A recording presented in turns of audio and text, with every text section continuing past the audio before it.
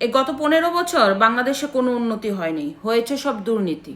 এ কথাটা বলেছে বিএনপির চেয়ারম্যান তারেক রহমান।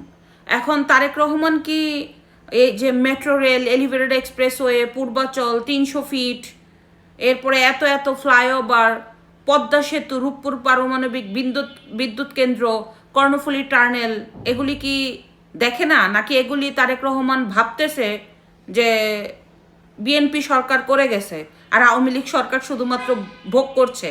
নাকি তারেক রহমান ভাবতেছে যে এগুলি আকাশ থেকে মানে অটোমেটিকলি বাংলাদেশে স্থাপন হয়ে গেছে, এখানে কোনো আওয়ামী লীগের ভূমিকা নাই? এটাই কি ভাবতেছে? একবার হাস্যকর কথা।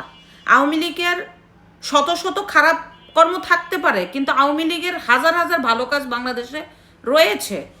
এগুলো তো স্বীকার করতে হবে, না হলে তো একটা আন্তর্জাতিক মানের কিংবা জাতীয় মানের নেতা হতে পারবে না। প্রতিহিংসা, এরপরে একে অপরের দোষারোপের রাজনীতি, সত্যকে না স্বীকার করা, এটা তো নতুন রাজনীতি না।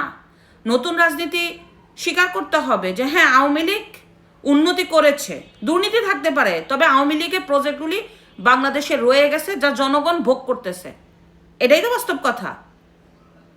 মানে আজগুবি কথা, হাস্যকর কথা, এগুলি বলে সে হাস্যকর ছাড়া আর কিছুই হচ্ছে না।